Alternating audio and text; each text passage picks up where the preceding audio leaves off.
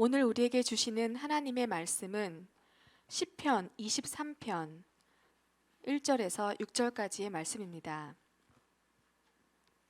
시편 23편 1절에서 6절까지의 말씀입니다. 제가 가진 성경책 구약 성경 818페이지에 있습니다. 봉독하겠습니다.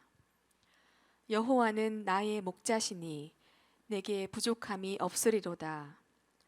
그가 나를 푸른 풀밭에 누이시며 쉴만한 물가로 인도하시는 도다. 내 영혼을 소생시키시고 자기 이름을 위하여 의의 길로 인도하시는 도다. 내가 사망의 음침한 골짜기로 다닐지라도 해를 두려워하지 않을 것은 주께서 나와 함께 하심이라. 주의 지팡이와 막대기가 나를 안위하시나이다. 주께서 내 원수의 목전에서 내게 상을 차려주시고 기름을 내 머리에 부으셨으니 내 잔이 넘치나이다. 내 평생의 선하심과 인자하심이 반드시 나를 따르리니 내가 여호와의 집에 영원히 살리로다. 아멘. 아멘. 우리 말씀의 제목을 함께 읽습니다. 시작. 왜 나를 광야에 두셨는지.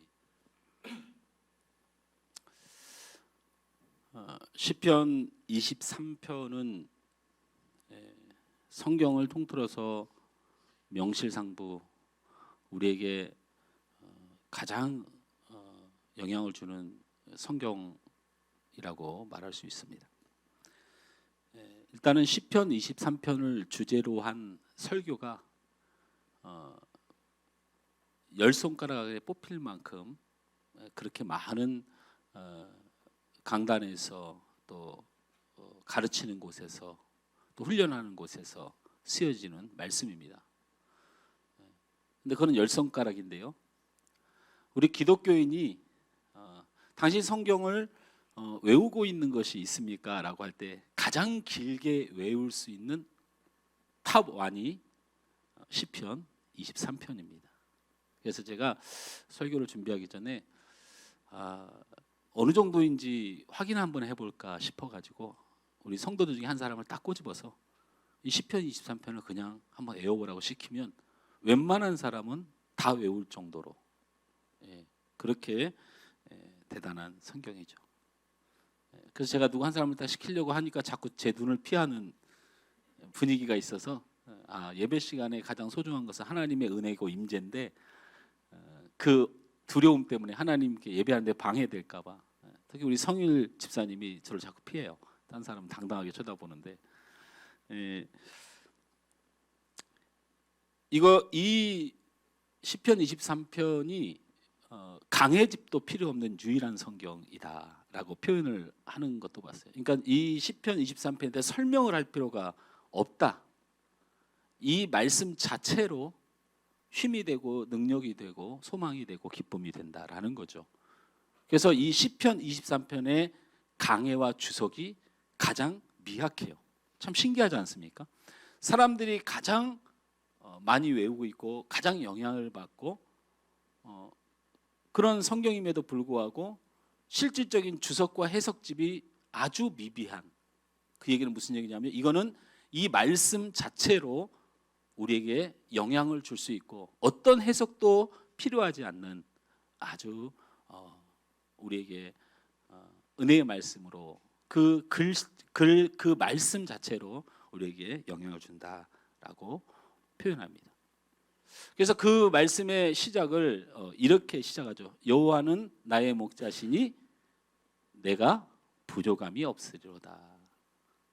할렐루야. 다시 한번 합니다. 시작. 여호와는 나의 목자시니 내게 부족함이 없으리로다. 자, 이렇게 하니 얼마나 기쁨이 될까라는 생각이 사실은 있습니다. 그런데 영어로 한번 봤으면 좋겠어요. 제가 영어를 했더니 우리 방송실에서 목사님 또 영어 또 넣어요? 그래서 지난주에 넣었는데 또 이번 주에도 넣냐고 그래서 내가 넣지 마라 그랬더니 이거 영어 자꾸 많이 넣으면 목사님 욕 먹는데 그러더라고. 그런데 한번 넣어 봅시다. 우리 한번 읽어볼까요? 시작. The Lord is my shepherd. 이게 무슨 말이죠? 하나님은 나의 목자가 되신다. 하나님은 나의 목자시다라는 거예요. 자, 그 다음에 읽어보죠. 밑줄 친 거. I shall not want죠. 이게 뭐죠? 우리 학원 원장님 이게 뭐예요? 저는 잘 영어를 몰라서. 나는 원하는 것이 없다. 이렇게 해석을 할 수 있죠. 제가 왜 굳이 그 되지도 않는 영어를 띄웠냐면 내가 한글로 봤을 때 느낌하고 영어로 봤을 때 느낌이 너무 다른 성경 중에 하나가 이 부분이에요.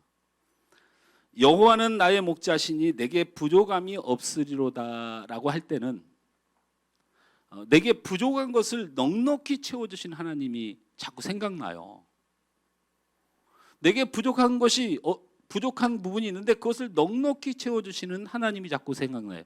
내게 부족함이 없으리로다. 그래서 몸이 약하면 나를 건강케 해주시는 하나님이 자꾸 떠올라요. 물질이 없으면 자꾸 내가 물질이 없는 그것을 언젠가는 은혜를 주실 하나님이 떠올라요. 그리고 내가 인생에 많은 문제가 있을 때마다 그 문제를 해결해 주시는 우리 하나님이 자꾸 떠오르더라라는 거예요. 내게 부족함이 없으리로다 할 때는. 근데 이게 킴 제임스 버전인데 NIV만 빼놓고 나머지 모든 성경은 다 저렇게 해석을 해요. 그런데 이걸 영어로 해석을 하고 나니까 이렇게 되는 거죠. 주님은 나의 목자시니 I shall not want. 나는 필요한 것이 없습니다. 이렇게 해석을 하면 얘기가 달라진다는 거예요. 하나님이 나의 목자시니 내게는 필요한 게 없다라는 거예요. 그러면 다른 얘기죠. 왜?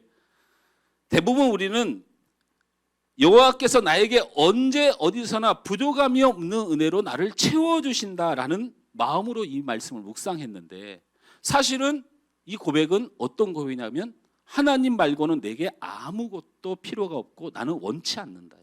건강도 원치 않고 잘 되는 것도 원치 않고 무엇인가 대단한 것도 원치 않는다. 나는 사실 필요가 없다. 이 세상 것이. 어떻습니까? 그동안에 여러분이 시편 23편을 묵상하고 시편 23편을 가지고 소망을 가졌던 소망과 같습니까? 건강치 않아도 물질이 없어도 내 삶에 많은 문제가 발생해도 나는 여호와 하나님 한 분만으로 만족한다는 하박국 선지자의 고백이 또한 이런 고백입니다. 나는 그런 믿음을 가지고 있었다고 여러분이 생각하신다면 이 그림을 한번 다시 보도록 하겠습니다. 여러분의 생각이 맞았는지. 첫 번째 그림입니다. 시편 23편을 읽으면서 우리가 상상해낼 수 있는 푸른 초장, 푸른 풀밭입니다. 자, 두 번째 사진을 보여드립니다. 시편 23편을 묵상하면서 이 아름다운 그림을 상상해 보신 적이 있습니까? 저를 보십시오. 그러면 제가 우리 성도들에게 묻겠습니다. 실제로 유대 땅에 있었던 다윗이 양떼들이라는 자기 입장에서 어떤 상상을 했을까? 우리가 흔히 접할 수 있는 푸른 풀밭, 푸른 초장 위에 양떼를 생각하면서 이 시를 지었을까? 아니면 자기가 살고 있는 유대 땅의 실질적인 양들의 모습을 보고 시를 지었을까를 생각해 보면 이거는 바로 두 번째 그림입니다. 두 번째 그림입니다. 우리의 신앙하는 방식, 우리가 하나님을 대하는 방식, 우리가 또는 말씀을 보는 방식이 그래서 몹시 중요한 것입니다. 다윗의 입장을 한 번도 바라보지 않고 다윗이 살던 시대도 살펴보지도 않고 다윗이 실제로 무엇을 보고 이 시를 졌는지를 생각지 않고 그냥 성경을 보면서 말씀을 보면서 우리의 요구대로 우리가 원하는 대로 우리가 얻고 싶은 대로 성경을 보면 첫 번째 그림이 이 배경이 됩니다. 어디를 가든지 먹을 게 있고 어디를 가든지 샘물이 있고 부족한 것이 없는 세상을 있고 거기에 있는 이 양떼들을 상상하게 됩니다. 그런데 이 성경의 배경은 그것이 아닙니다. 다시 두 번째 그림을 띄워 보시죠. 이것이 다윗이 보는 신앙의 고백이었다면 여기에는 아주 중요한 메시지가 있습니다. 그것은 뭡니까? 풀이 없다는 것입니다. 어떤 목사님이 이 본문을 놓고 설교하면서 이런 말씀을 하세요. 유대 땅에 갔던 목회자나 많은 사람들이 양떼가 거니는 사막을 보면서 유대의 양들은 돌을 먹고 살더라. 유대의 양들은 돌을 먹고 살더라라고 표현할 정도로 풀이 없는 땅에 양들이 돌아다닙니다.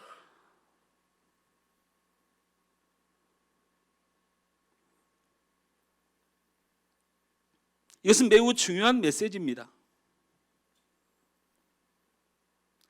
초원을 상상하는, 초원 위에 있는 양떼를 상상하는 신앙을 가지면 두 가지의 큰 오류가 발생합니다. 두 가지의 큰 오류가 발생합니다.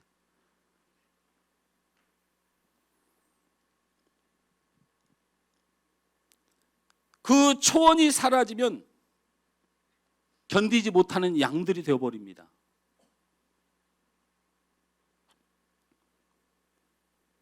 이런 양떼, 이런 신앙은 초원이 사라지면 안 됩니다. 은혜가 떨어지면 안 됩니다. 고난이 와도 안 됩니다. 힘들어도 안 됩니다. 속상해도 안 됩니다. 하여튼 그 푸른 초원 같은 내 삶이 방해받으면 신앙은 끝입니다. 우리 신앙이 대부분 그렇다는 거예요.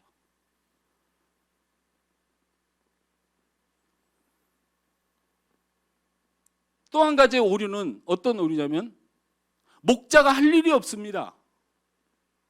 저렇게 푸른 초원이 있고 맑은 시냇물이 흐르는데 저것을 상상하고 시편 23편을 보면서 여호와는 나의 목자시니 그러면서 그 목자이신 하나님 로드를 그 예수님을 우리가 실제로 존경하는 안 합니다. 왜? 저 그림에 등장했잖아요. 첫 번째 그림을 다시 띄워주면 저곳에는 목자가 필요 없습니다. 저게 무슨 목자가 필요합니까? 가만 놔둬도 먹을 게 많은데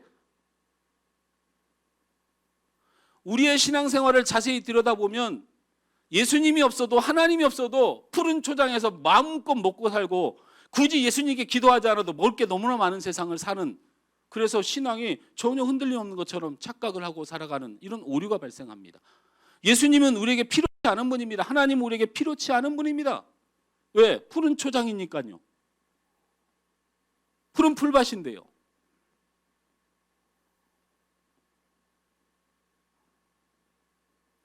두 번째 사진을 다시 띄워줍니다. 이 사진이 실제이고 이것이 다윗의 고백이었다면, 이것이 성경이 우리에게 보게 하는 그림이었다면 여기는 아주 올바른 신앙의 모습이 드러납니다. 첫째는 저 양들은 3m 앞을 못 봅니다. 그래서 죽어도 풀을 못 찾습니다. 안 그래도 풀이 없는 곳에 목자가 없으면 절대 풀을 못 찾습니다. 그래서 목자를 간절히 의지하는 신앙이 됩니다. 목자 없으면 죽으니까요. 자, 저런 돌짝밭밖에 없는 곳에 야생동물들이 돌아다닙니다. 사막에 사자가 다니고 늑대가 다니고 이리가 다닙니다. 여러분, 먹을 것이 많은 곳에 이리는 별로 무섭지 않습니다. 근데 저런 곳에서 이리와 늑대는요, 양들은 그냥 밥입니다. 먹을 게 없으니까요, 그들도. 그래서 먹을 것이 워낙에 없는 사막이기 때문에 목자가 너무 소중해서 목자를 붙드는 신앙생활을 하면, 그러니까 다른 게 필요가 없는 거예요, 지금.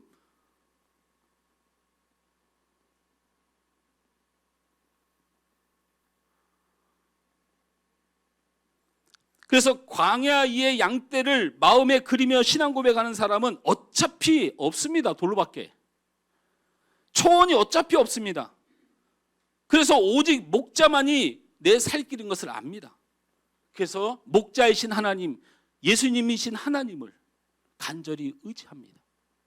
하나님이 우리의 인생을 광야 가운데 두신 이유는 바로 이것 때문입니다. 그것이 믿음이고, 그것이 구원의 길이고, 그것이 생명을 얻는 길이고, 그것이 피조물의 위치이기 때문에 이런 신앙을 가진 사람들은 질병이 와도 흔들림이 없습니다. 원래 광야니까요. 고난이 와도 전혀 흔들림이 없습니다. 시험이 와도 흔들리면서, 그것이 내가 있는 그 양떼가 있는 그 터전이 그런 세상이니까요. 그러나 목자이신 주님이 없으면 안 되는 사람들, 이 둘이 아주 비슷해 보입니다. 그러나 전자는 은혜의 개념을 초원과 샘물에 둡니다. 은혜의 기준이 초원과 샘물이에요. 그러나 후자에게는 은혜의 개념이 오직 하나님입니다. 돌밖에 없고 사막밖에 없는 곳에 은혜는 없는 거예요. 그곳에는 오직 하나님밖에 안 계셔요.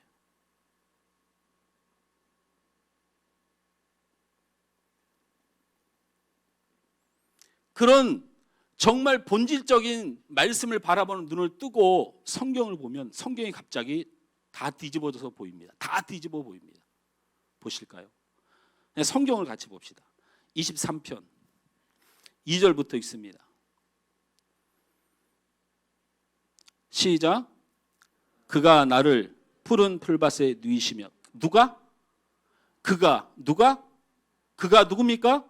하나님이 나를 푸른 풀밭에 누이신다는 거예요. 그러니까 자기가 사는 세상에는 푸른 풀밭이 없고, 자기가 찾을 수 있는 방법도 없고, 내 인생에는 광야지 풀밭이 없는데, 누가?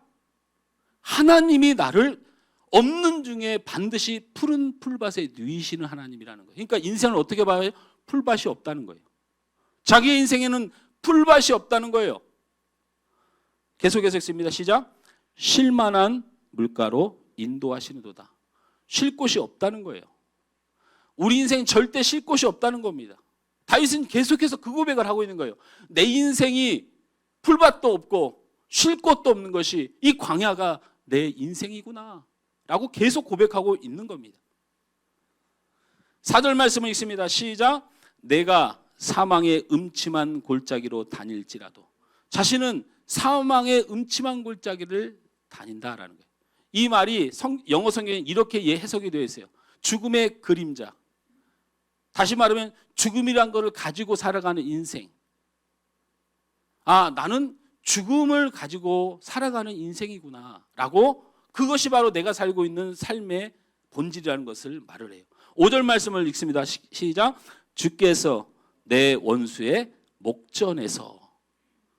세상에는 나를 넘어뜨리는 원수, 나를 망하게 하려는 원수, 나를 힘들게 하는 원수가 가득한 것이 이 세상이구나라고 이 다윗은 고백하고 있는 거죠.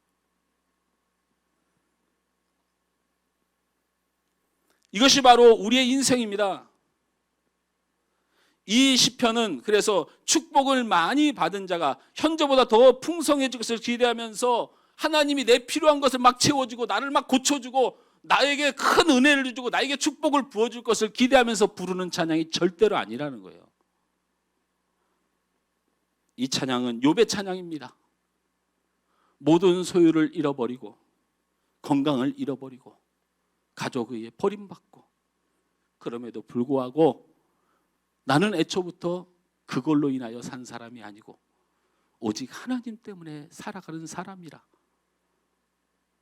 광야 같은 인생을 살 뿐이지 내겐 샘물 나는 기쁨에 하나님이 계시다라는 욥의 고백이 바로 이 고백입니다. 또한 이 고백은 다윗의 고백입니다. 여러분, 시편 24편에 이 23편을 쓰게 된 배경이 어떻게 됩니까? 파란만장한 인생을 다윗이 살고, 이제는 다윗이 한마디 하면 푸른 풀밭 초원 샘물이 솟아나는 힘을 가졌을 때, 이제는 사울도 떠나고 사울의 지지자들도, 나를 그렇게 평생 힘들게 했던 지지자들 떠나고, 이제는 내가 나단 앞에서 저질렀던 아주 추악한 죄악에서 벗어나고, 이제는 그 지옥 같은 그 죄의 구렁에서 벗어났을 때 이제 마음이 평안해졌습니다. 야, 진짜 인생 하나님이 내게 큰 은혜를 주셨구나. 이 죄인을 용서해서 의인으로 삼아 주셨고, 그리고 그 사울과 많은 자신을 반역했던 모든 사람들을 하나님이 제거하시고, 이제는 이 다윗 한마디면 온 세상이 호령하는 시대를 만났을 때 이 시편 23편을 친 게 아니에요. 그렇게 마음에 기쁨이 넘쳐서 많은 시편들을 찬양하고 있을 때 하나님이 아닌데, 내가 말하는 세상, 네가 있는 곳은 광야인데 라고 알려준 사건을 만나게 됩니다. 그것은 뭡니까? 절대 일어날 수 없는 사건. 다윗의 셋째 아들 압살롬이 반역을 일으키고 아버지를 죽일로 성으로 진격합니다. 다윗이 설마 압살롬이냐? 여러분, 다윗은요 솔로몬을 왕으로 생각해 본 적이 단 한 번도 없어요. 왜? 솔로몬을 끌어서 벼슬야치라도 하나 주는 양에는 자꾸 그 밧사베 사건이 자기에게 트라우마로 남으니까 그에게 있어서 높여주고 세워주는 데는 솔로몬은 아웃이었어요. 하나님이 너무 그걸 잘 알죠. 그래서 다윗에게 있어서 가장 많은 백성들에게 내놓을 만한 아들이 압살롬이었어요. 근데 이 압살롬이 무슨 연유인지 모르지만 아버지를 향하여 군대를 일으켜서 쳐들어옵니다. 다윗이 설마 압살롬이냐 했는데 정말 압살롬이고, 너무 배신감이 들어서 아무리 가족이고 내 사랑하는 아들이라도 이런 식으로는 안 된다고 군사를 동원했는데 따르는 사람이 하나도 없습니다. 평생을 전쟁을 하면서 평생을 하나님 앞에서 승승장구했던 다윗이 말도 안 되는 이런 사건을 당하면서 옷까지도 챙기지 못하고 가족도 데리지 못하고 광야로 도망가서 동굴 아래 숨어 옵니다. 정말 인생이 이런 것이냐 할 때 하나님이 그의 마음에 감동을 주셔서 노래하기 시작합니다. 하나님만 있으면 되는 걸, 다른 건 사실 필요가 없었는데 내가 내 평안을 위하여, 내 유익을 위하여 또 하나님을 잊어버리고 내가 먹을 수 있을 것처럼, 내가 얻을 수 있을 것처럼 그렇게 아둥바둥 저 사람을 힘들게 하고 저 상황을 힘들게 하고, 하나님 미안해요. 여호와는 나의 목자시니 내게 부족함이 없으리로다. 그가 나를 푸른 풀밭에 누이시는 분이고 그가 나를 쉬게 하시는 분임을 내가 잊고 내 영혼이 사망과 지옥을 향하여 가는 줄도 모르고 살았는데 내 영혼을 살려주시고 나를 건져주시고 내 평생에 오직 주님만 바라보고 사는 새로운 삶을 살겠습니다 라고 다시 한번 감사하며 찬양했던 찬양, 그 동굴 안에서 비참한 상황에서도 다시 한번 자신을 회개하면서 광야의 인생을 깨달으면서 불렀던 노래, 이것이 시편 23편의 찬양입니다.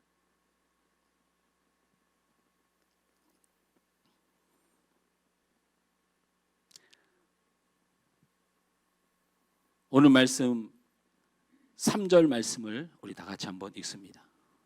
시작. 내 영혼을 소생시키고 자기 이름을 위하여 의의 길로 인도하시는도다. 여러분이 시편 23편 중에서 가장 은혜를 못 받던 말씀입니다.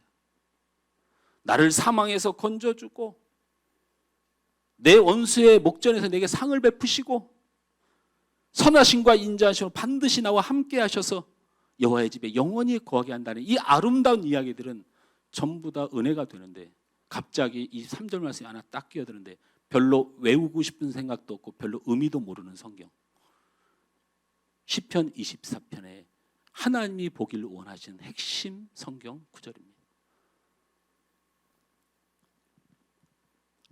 육을 의지하고 살아보니 우리에게 사망이 있지요.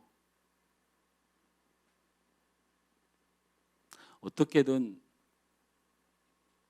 잘하고 싶은데 다 원수로 변하지요. 부모도 원수고 자녀도 원수고 남편도 원수고 아내도 원수고 직장도 원수고 나를 위하여 온전히 자기 생명을 바쳐 나를 세워줄 리가 이 세상엔 절대로 없습니다.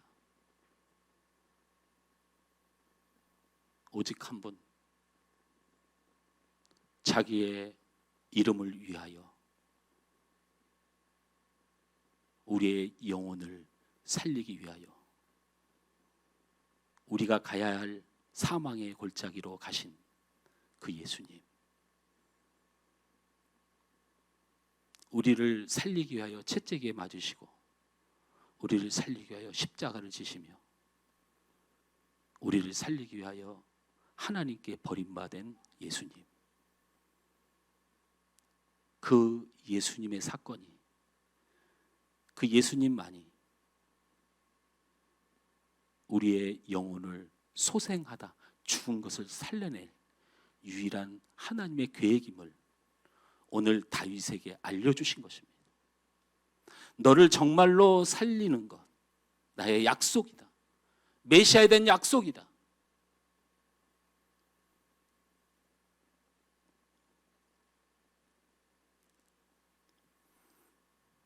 저는 지금도 자신이 있는 것이 있습니다. 이 예수님을 믿고 이 광야 같은 세상을 바라보면서 이 현실을 분명히 알고 광야에 속아서 먹을 것 때문에 사람 괴롭히지 말고 이 광야에서 없는 것들 찾아다니라고 찾을 수도 없는 것 때문에 고생하지 말고 나를 위하여 모든 생명을 다하여 풀이 있는 곳이라면, 샘물이 있는 곳이라면 어디든지 가서 찢기고 상하실 수 있는 예수님을 의지하시길 바랍니다. 우린 양이라서 볼 수도 없고 찾을 수 없고 갈 수도 없습니다.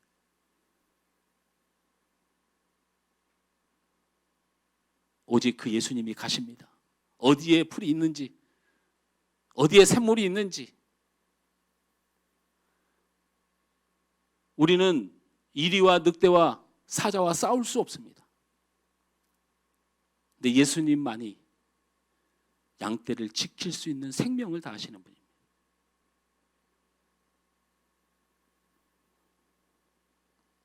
저는 그 예수님을 간절히 믿고 의지하다가 원수들 앞에서 맛있게 먹고 편안하게 잘 납니다. 나를 잡아먹으려고 하는 이리와 늑대들은 얼마나 나를 바라보면서 으르렁 대겠지만 제 앞엔 누가 서 있습니까? 누가 서 있습니까? 우리의 목자 되신 예수님이 목숨을 걸고 우리를 지키고 계십니다. 참 묘하지 않습니까? 왜 다윗이 이런 고백을 했을까? 자신이 해보니 알아요. 다윗은 목동 출신입니다. 그 연약한 양들을 불쌍히 여기면서 들짐승과 이리와 생명을 걸어서 싸웠던 목동도 그렇게 사는데 우리 주님이 나를 위하여 무엇을 못하실까에 대한 소망이 생긴 겁니다. 사랑하는 성도 여러분, 우리 주님을 평생 의지하시길 주님 축원합니다. 제발 부탁을 드립니다. 예수님이 찾아주신 풀을 보거든 예수님께 감사하세요. 나는 원래 광야에 살던 존재입니다. 아무것도 찾을 수 없는. 그래서 우리가 예수님은 우리의 생명입니다. 우리 6절 말씀을 다 같이 읽고 우리 찬양 한번 함께 했으면 좋겠습니다. 시작.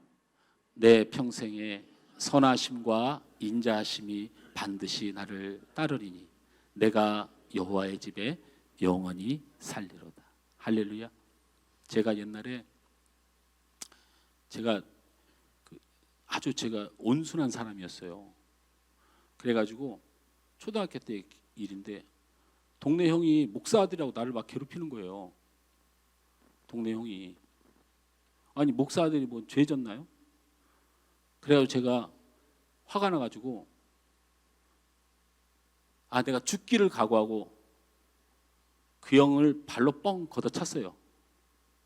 근데 죽기를 각오하고 나는 세상에서 형과 대적해서 싸웠는데 이 형이 화가 나가지고 나를 때리려고 달려오는데 얼마나 무섭던지 필사적으로 도망을 갔던 기억이 나요.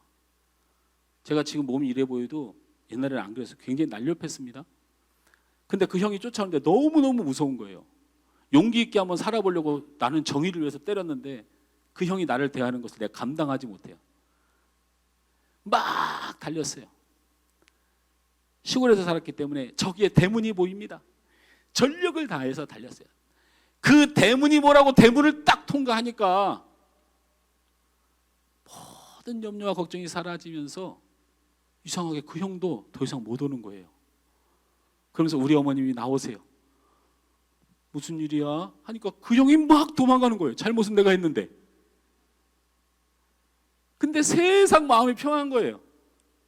편안해요.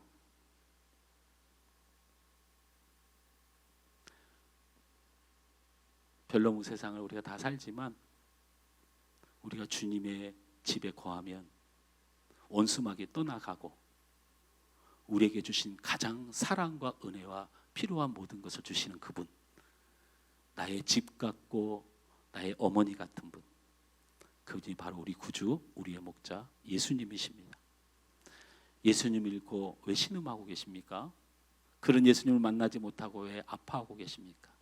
이제부터는 여러분은 평생에 여러분을 선하게, 여러분을 인자하게 인도하여 영원히 그 평안함을 주실 예수님을 더 간절히 사모하는 광야의 양떼들 되시길 주님으로 축원합니다.